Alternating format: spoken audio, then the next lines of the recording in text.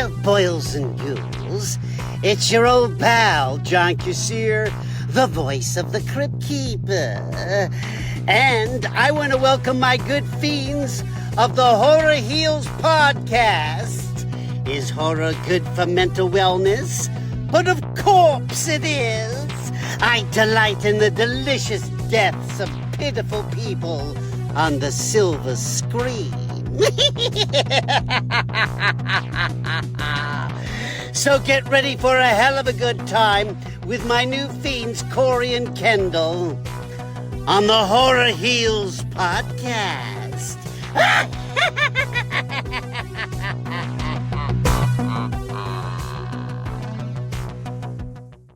Welcome back to Horror Heals, where we dive into the depths of horror and discover how it can be a powerful tool for mental wellness.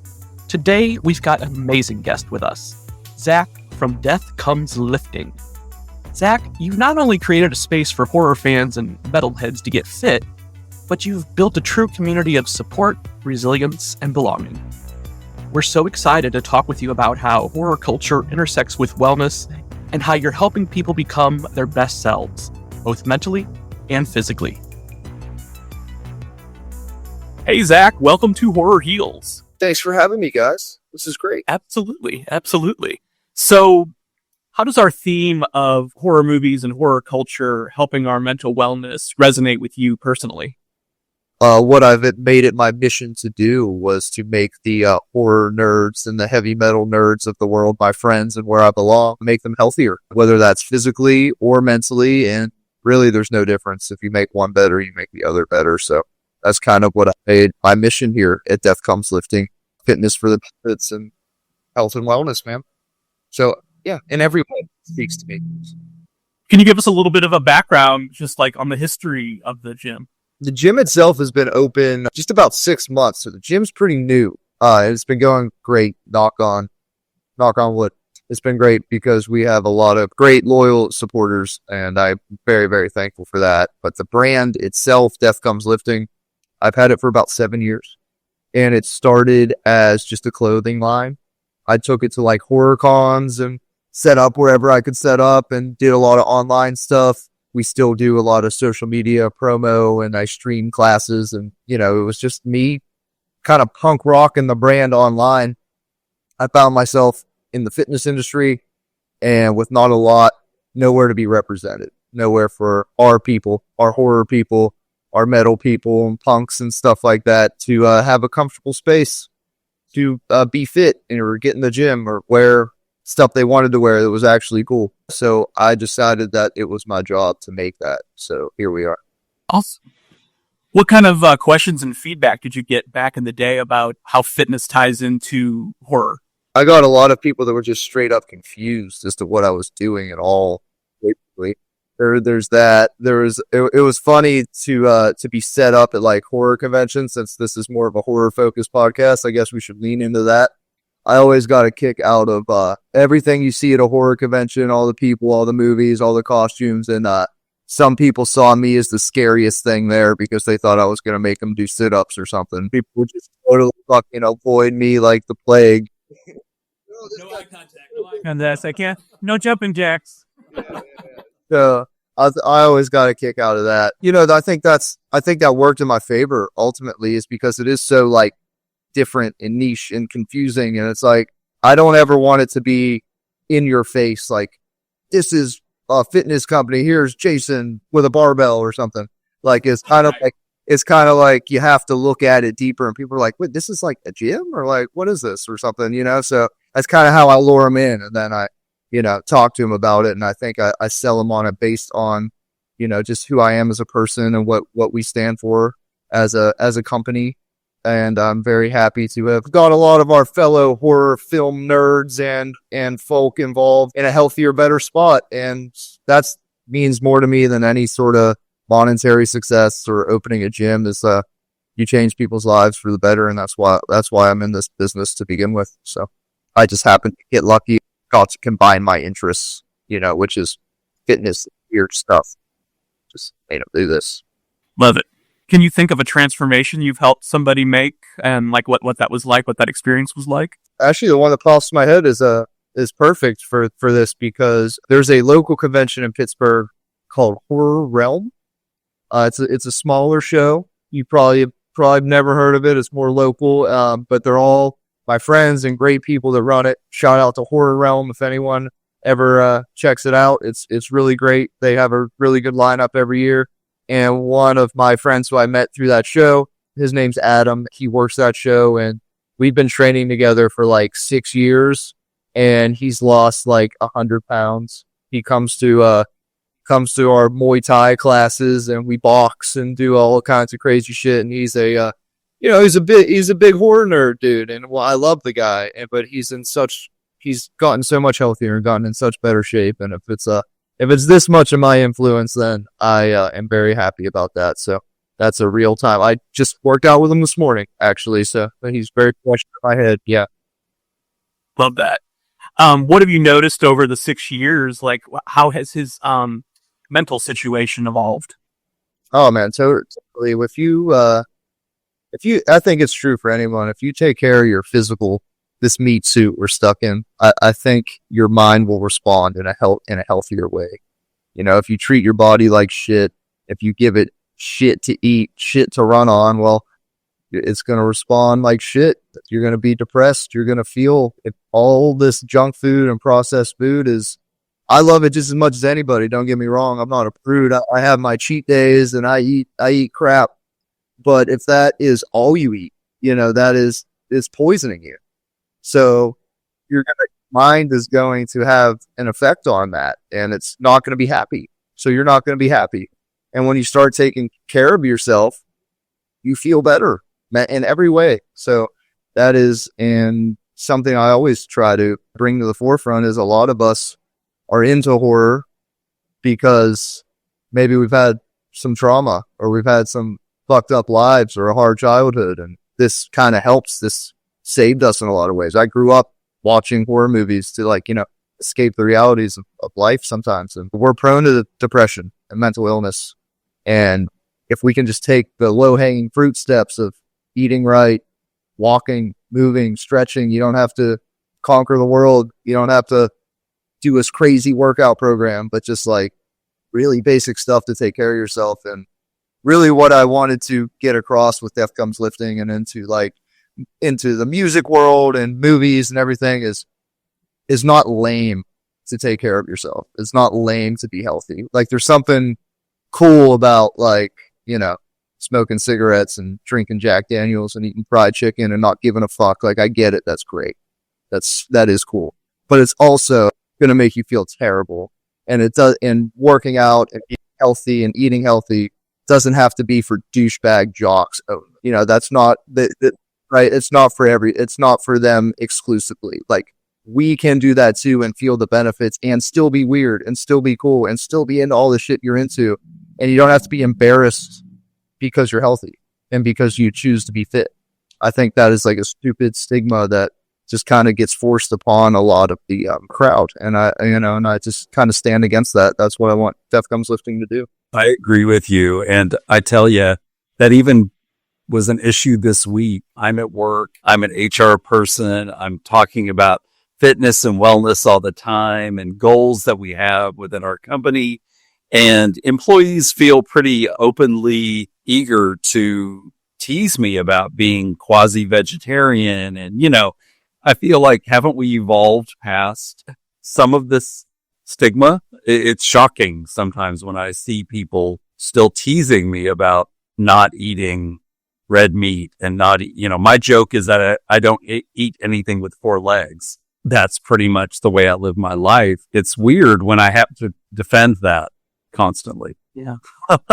And I think honestly, it says way more about them than you, and maybe at what you stand for and how you live. And they see you feeling good and looking good. And they're secretly maybe a little jealous and a little resentful that they can't do that, but they can do that. They just aren't.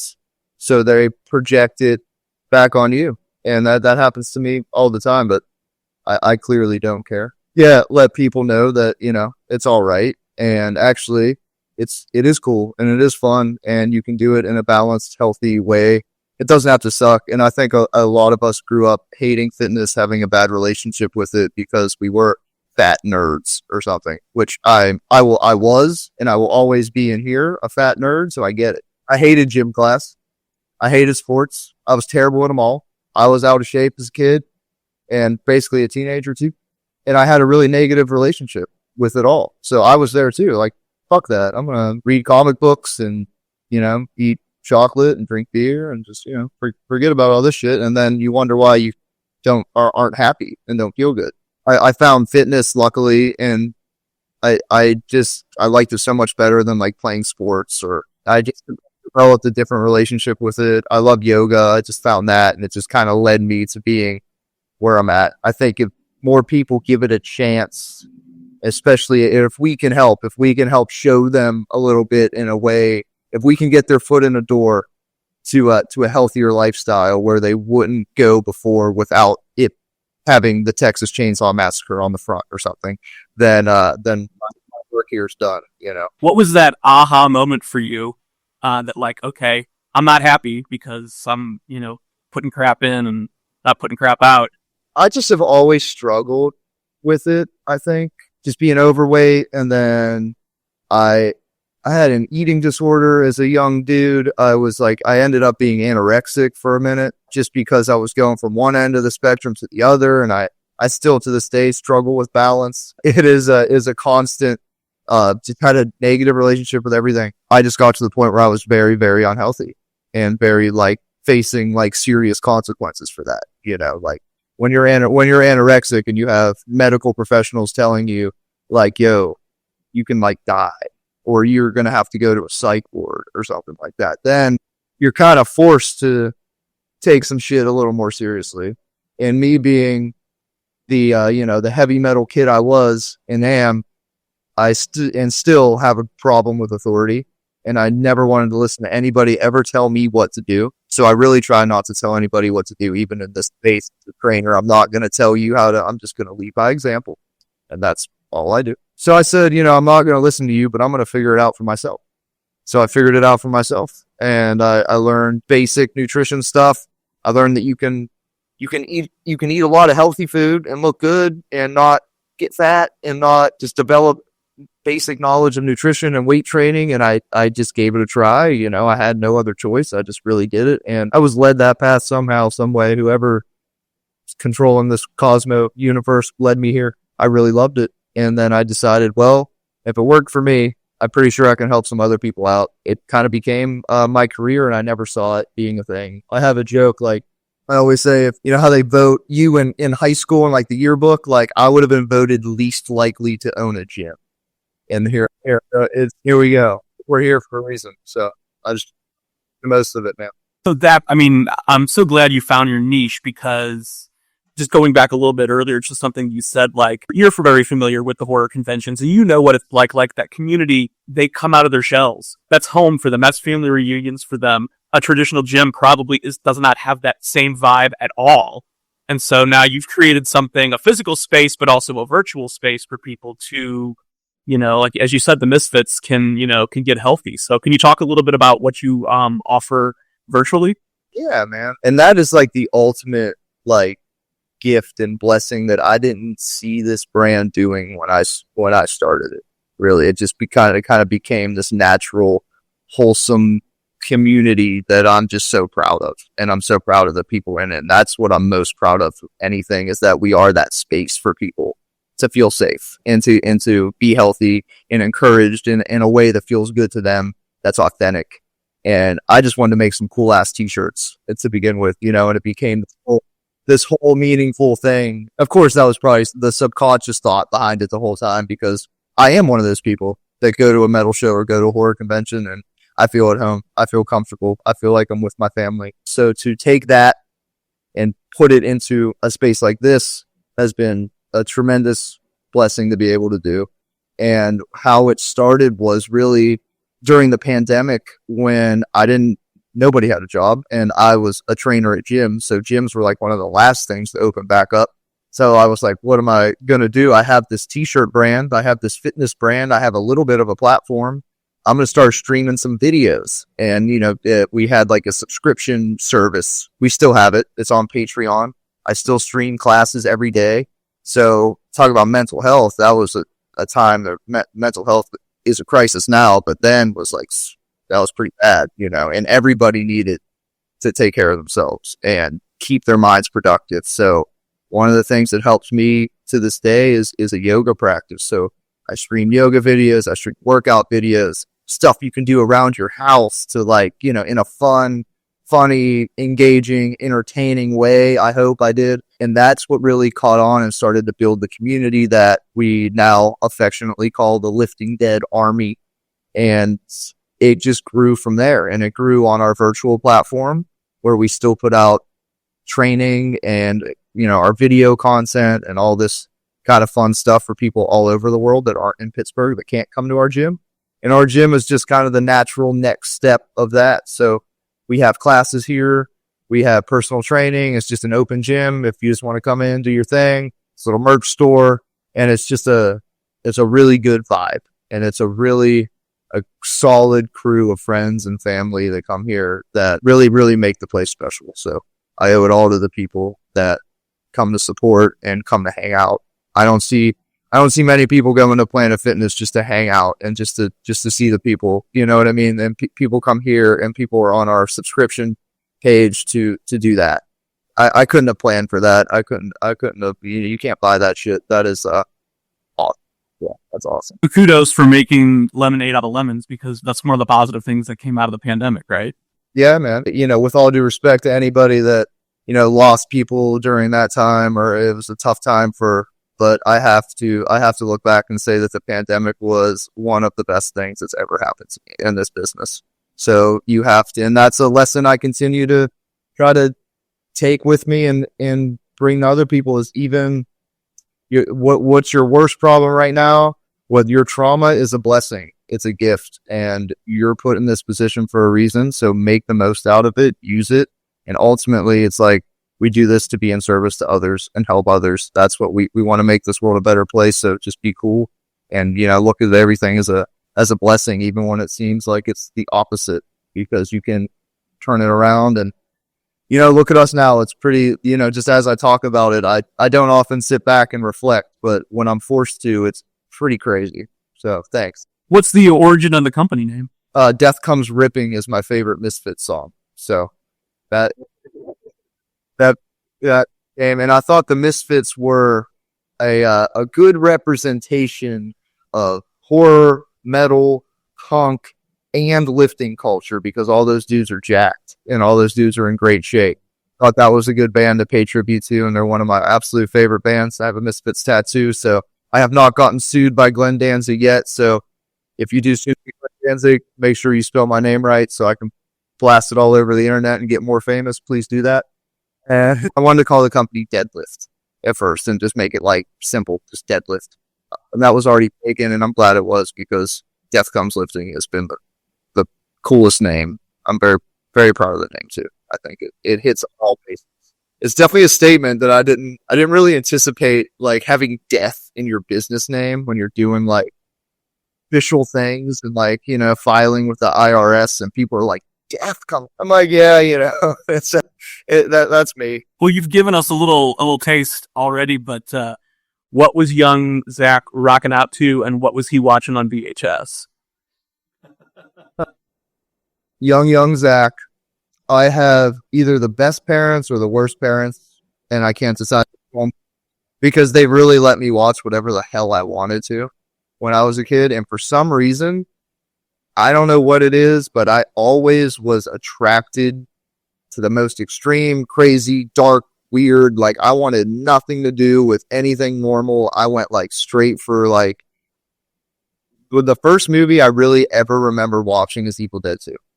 Because I remember that I saw the skull with the real eyes that followed you on VHS. I just was super attracted to that.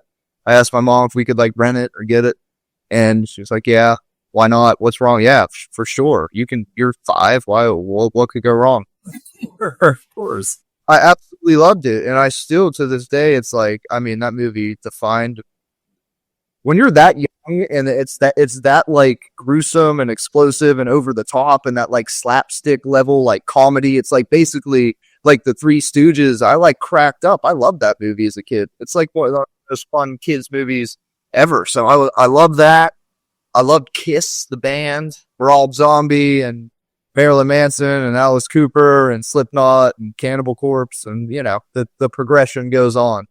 And I watched everything. My dad took me to the movie theaters to see all kinds of horror movies. The list goes on. All the classics. I love all that stuff, and I still do. I don't have enough time in the day to watch movies anymore too much, but I try to when I can, and when I do, I love the old classic horror movies.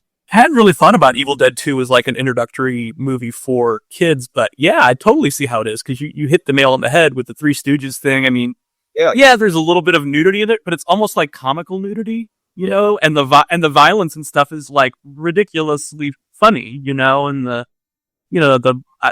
amounts of blood in there and stuff like that. It's like, this is so farcical. Yeah. When you're that young, it's like, it is funny. I was like, it's like the perfect age when you're like not quite aware of what's going on, but you're, you know, it was perfect. So yeah, all the new parents out there, make sure you show your kids Evil Dead when they're between 3 and 5. Yeah. Proud. I see, and I don't know if it's just because it makes sense for like kids, but I see tons of kids dressed like Chucky, you know, at the horror cons. But I've seen a couple of Ashes. I think it was a Monster Mania con a couple years ago. There was a kid, couldn't have been more than 3 years old. His dad had him dressed up as, and I'm gonna not remember the character name, but you remember the rock and roll horror movie Trick or Treat? Yeah. Oh, like the singer, like the crazy, you know, satanic singer, whatever.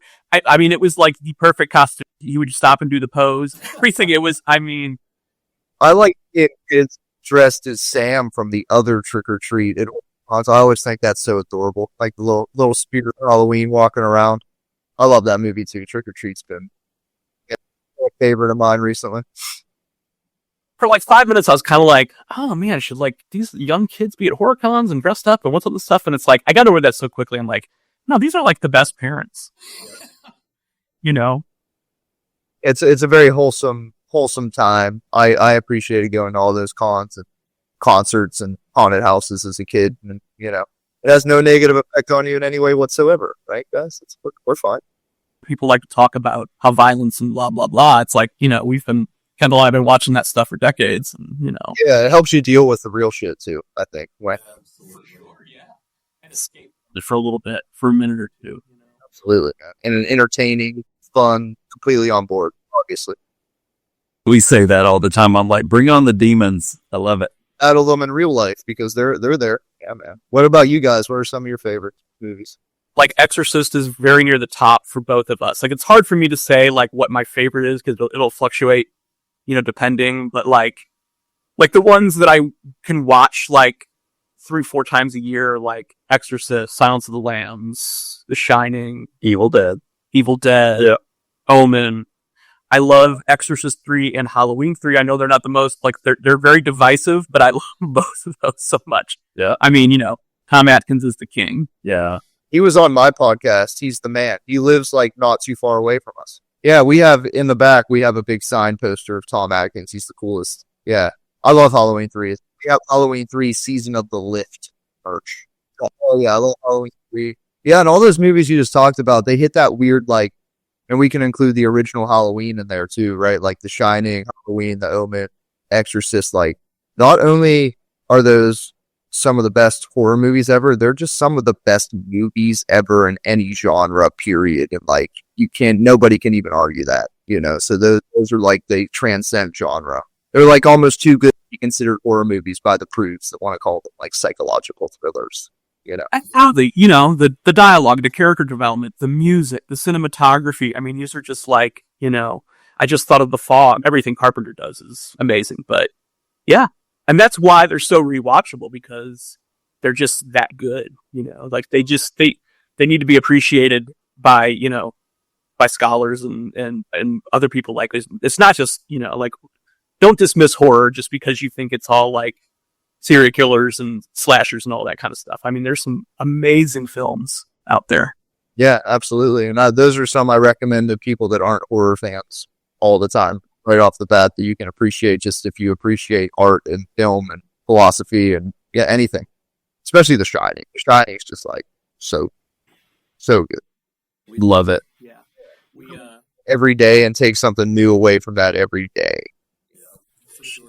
With just the recent passing of Shelley Duvall, like obviously that's been, like back in the forefront of people's minds, but it's like, just seeing those images and stuff, and it's just like, oh my gosh, what an amazing movie this is. This is ridiculous. She's the coolest in that movie too. Rest in peace, Shelley Duvall. No kidding. Absolutely. Fortunately, now we're getting our niece, who's about to turn 16, into horror. She was, as a little kid, she couldn't go, like, if she was at like Six Flags when they were doing like, their Halloween nights or whatever, like she had to be out of there by the time like dusk came, because she could not be around the people that were like jumping out with chainsaws and stuff. We got a great photo of her. She dressed herself as Pennywise from It because she's so terrified of Pennywise. For some reason, she wanted to dress up. Hey man, it's your fears, just embody it. Exactly. Yeah, I love that. She sounds like a cool chick. He is going to be our Gen Z correspondent for the podcast. So As we get older, for sure. Yeah. The question that we ask all of our guests is, who is your favorite final person in a horror movie? Wow. Marilyn Burns, Texas Chainsaw Massacre. Sally. I think she fucking kills it to the next level of kill it. And if anybody knows, it's my favorite. That's why I wore the shirt. It's my favorite horror movie. If I have to pick a favorite horror movie, the original Texas Chainsaw Massacre is it. But that's changed over time, and that developed like a little later in life. I've grown to, I always would say Evil Dead 2, but the more I watch Texas Chainsaw, the more I appreciate it. And knowing what happened behind the scenes of that movie and like the hell she went through, like those final scenes of filming, like the dinner scene and jumping out of windows and screaming her head off and running into the back of the truck and getting chased with it. She's so fucking good. She's so good. And she's so hot. Sorry, but she is. And she's just like the coolest ever. Yeah. I love her, I think. And yeah, she has to be number one. I can't even think of a close second. I guess, can we count Tom Atkins in Season of the Witch as a final person? Yeah. He might end up being the final person. Oh. We never know if the last piano stop was. I asked him personally, I was like, so at the end of Halloween 3, did you save the world or not? And he said, hell yeah, I did. So he saved the world. Yeah, it came from Tom Atkins himself. He's got the final word, absolutely. Exactly. Going back to Chainsaw real quick, I think what's so masterful about Chainsaw is that it was so ridiculously low budget. And when people talk about that movie after they've seen it, they're like, oh my God, it's so gory and violent. It's not. It's what it does to your mind. You don't see almost anything happen. It's what it does to your imagination. Yeah. I love the deranged humor in it too. Like that just speaks to me. I think that movie's so funny and so weird. Like my favorite line in the movie is when the cook, the dad, runs up to the house and goes, look what your brother did to the door. Priority. Yes. And also got to give a shout out though to Chainsaw 2. I love that Toby Hooper was able to like just totally do a 180, and that's a classic too. And that one does deliver on the gore for sure. You see somebody's face get cut off. I would say without Texas Chainsaw 2, there would be no Devil's Reject. I like that. I like that analogy, and I'm sure you're right. Yeah, I'm sure you're right. That's another. I grew up loving Rob Zombie as well.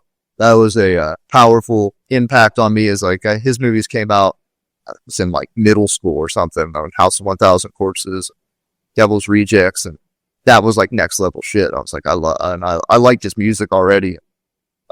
He still remains a solid influence of mine. I always dig what he puts out. Yeah, I mean, and I hope he's, got another, future classic in the works. His movies stick to you like glue. I mean, they don't leave your head. Like, there's just, I remember seeing, I used to do movie reviews, so I remember seeing Devil's Rejects at a press screening, and as I left, I'm like, God, what a piece of crap. And then I just kept thinking about it, thinking about it. I'm like, no, that movie's fucking brilliant.